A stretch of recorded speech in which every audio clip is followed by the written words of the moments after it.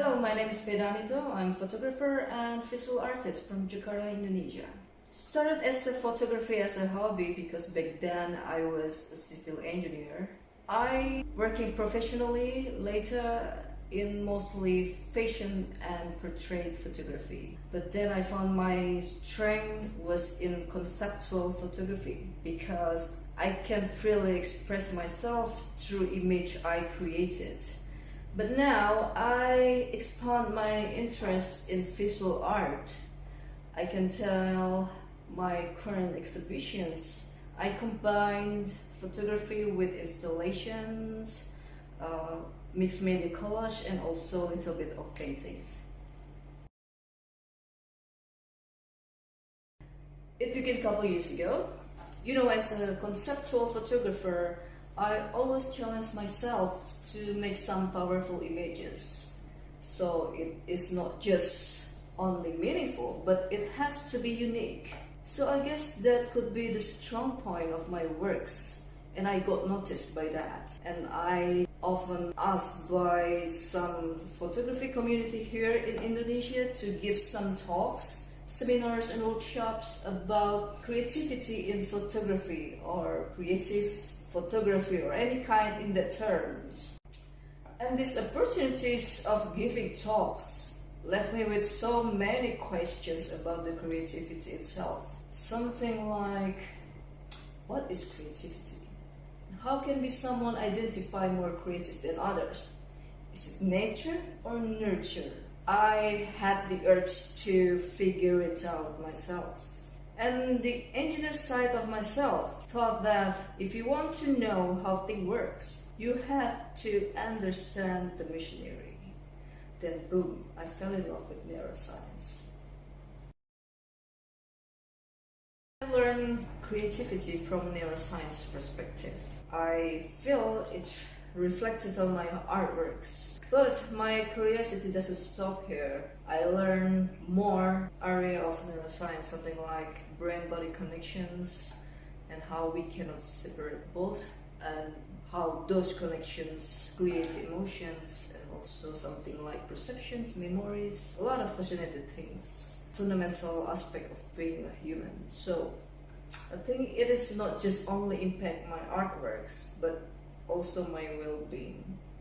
As an artist, I see a lot of things in neuroscience that can be inspiration for my works. But on the other hand, I think art can be powerful tools to spread the beauty of science.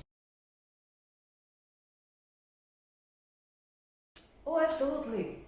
Considering that humans are visual creatures, perhaps that's the most dominant sense that we have. But in my opinion, the similarity between our nervous systems and visual art is perception. Actually, I made a work about it. It displayed on my latest solo exhibition at National Library of Indonesia. It's called Beholder Share.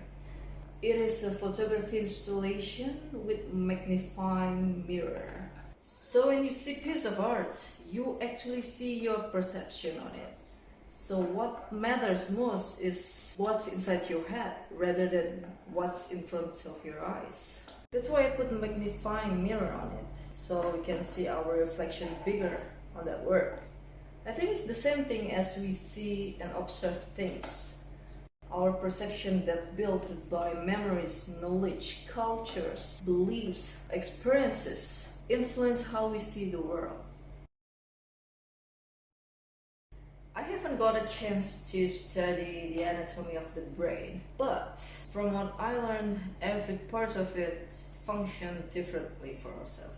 And I always amazed by human ability to control their behavior the way they want, to achieve their goals, to solve their problems, to plan their futures, to set the goals, to build concept and set context. So I think it's the function of prefrontal cortex, if I'm not mistaken.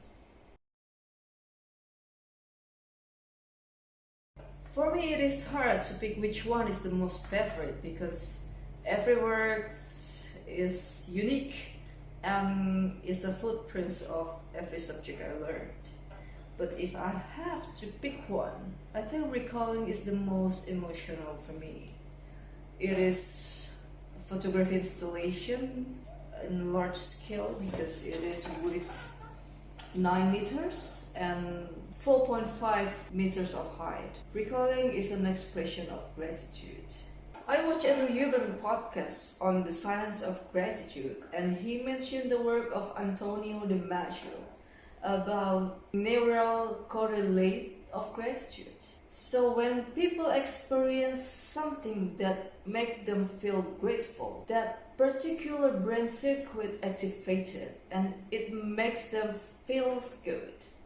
It also makes them link into some certain experiences. It printed onto different materials. The first layer was 3 branches. It symbolized neurons. My head silhouette with pieces of puzzle represent my memories, my old memories, my past experience, my old works that I'm very grateful. It's on lenticular board. This special material gives an illusion effect. Every piece of puzzles contains 2 images that can be changed based on where the angles you see it from. It's very emotional for me because this is the last work that my mother saw before she passed away. And I'm very grateful about this gratitude work because from this I got international award.